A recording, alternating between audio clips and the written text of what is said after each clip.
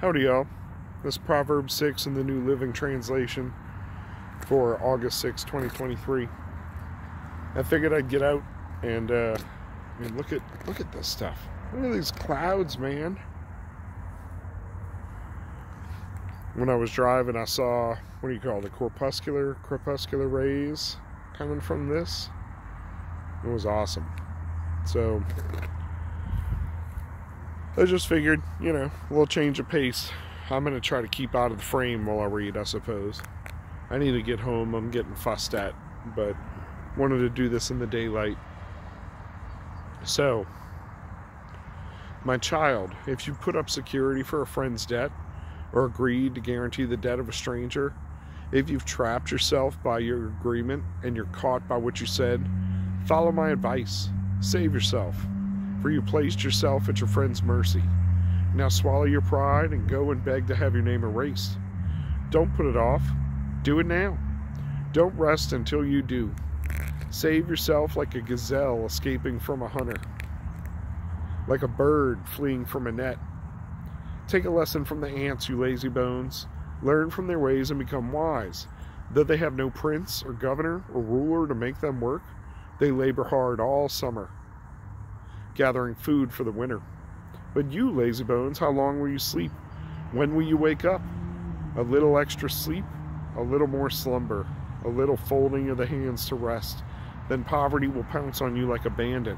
Scarcity will attack you like an armed robber. What are worthless and wicked people like? They're constant liars, signaling their deceit with the wink of an eye, a nudge of the foot, or wiggle of the fingers. Their perverted hearts plot evil, and they constantly stir up trouble. But they will be suddenly destroyed, broken in an instant beyond all hope of healing. There are 6 things the Lord hates, no 7 he detests: haughty eyes, a lying tongue, hands that kill the innocent, a heart that plots evil, feet that race to do wrong, a false witness who pours out lies, a person who sows discord in a family. My son, obey your father's commands. Don't neglect your mother's instruction. Keep their word always in your heart and tie them around your neck. When you walk, their counsel will lead you. When you sleep, they will protect you. And when you wake up, they'll advise you. For their command is a lamp and their instruction is a light. Their corrective discipline is the way to life. It will keep you from the immoral woman, from the smooth tongue of the promiscuous woman. Don't lust for her beauty. Don't let her coy glances seduce you.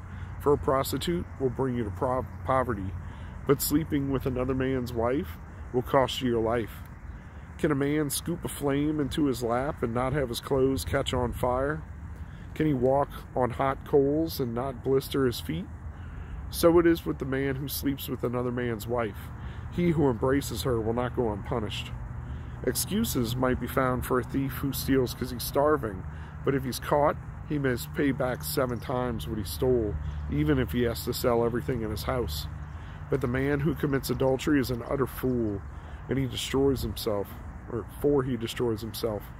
He will be wounded and disgraced. His name will never be erased. Back up. He will be wounded and disgraced. His shame will never be erased. For the woman's jealous husband will be furious, and he will show no mercy when he takes revenge. He will accept no compensation, nor will he be satisfied with a payoff of any size. I would say that is a stern warning.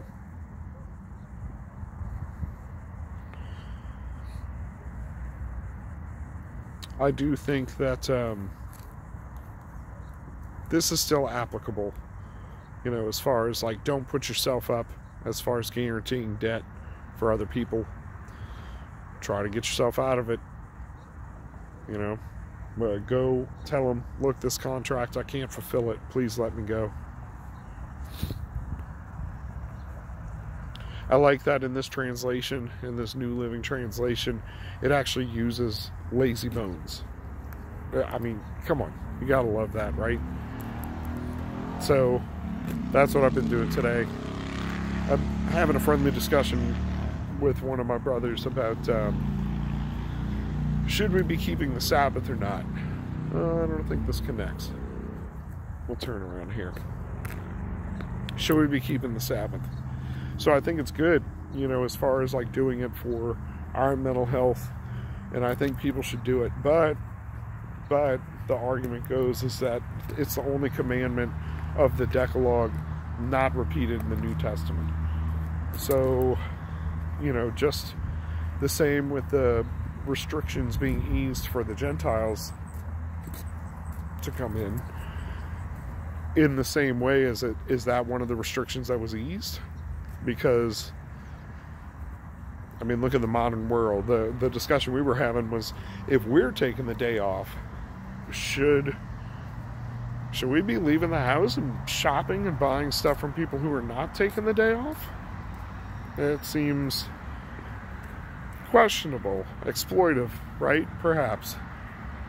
So,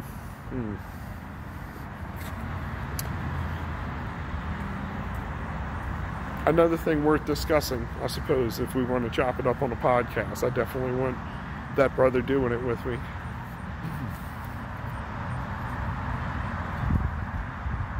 I suppose instead of just walking and hoping you guys hear me, we're going to pause it for a second.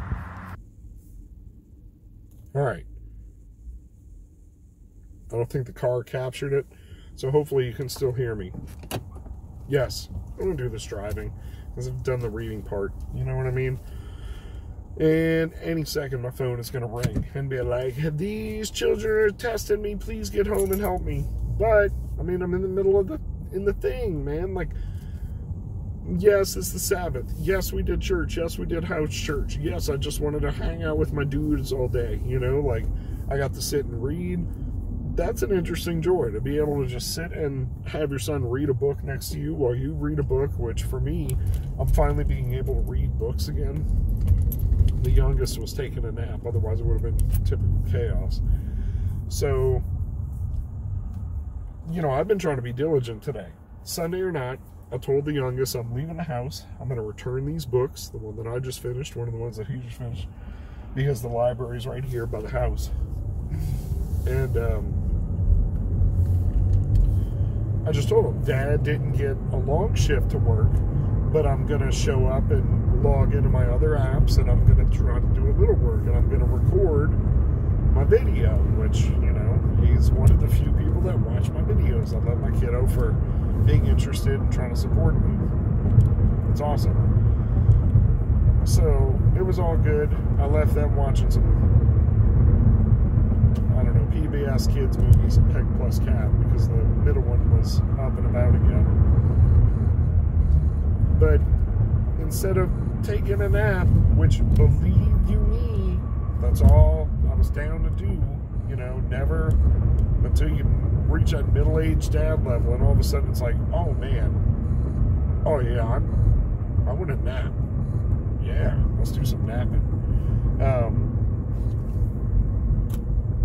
I just never ever been like, I'm just going to stop what I'm doing in the middle of the day and pass out. I'm always, and even now, it's like, time to do stuff. You know, earlier it was like, should I brew coffee or take a nap?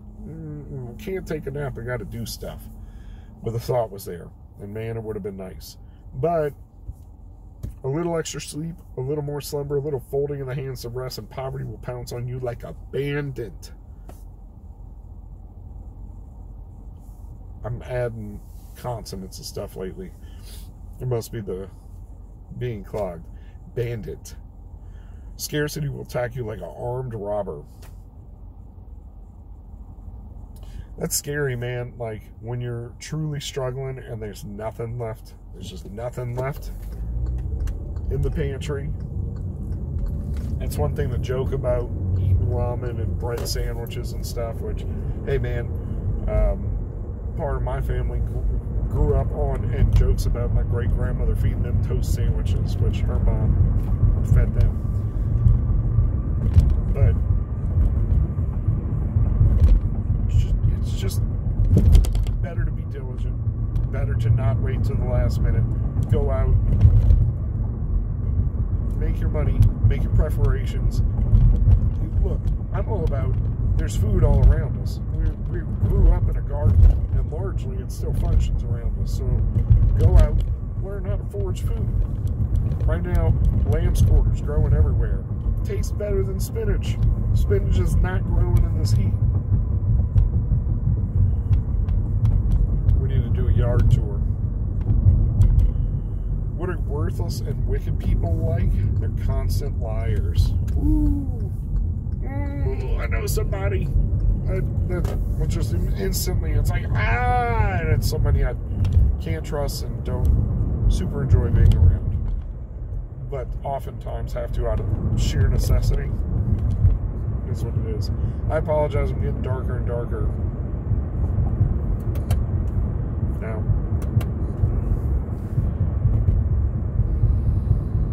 But all this, these are all like the wiggle of the fingers, like, you know, or a cross of the fingers, or a wink, you know, like, yeah, we're gonna give you a great deal, buddy, you know, and you're winking at your friend behind him, or kicking him under the table, a little nudge of the foot, like, back me up with what I say. But they're always out to get somebody, right? They're perverted hearts and plot evil, and they constantly stir up trouble. And it's one of the 6 things that the Lord hates, right? A heart that plots evil.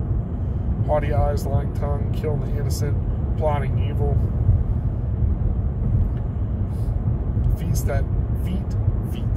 Feet that race to do wrong.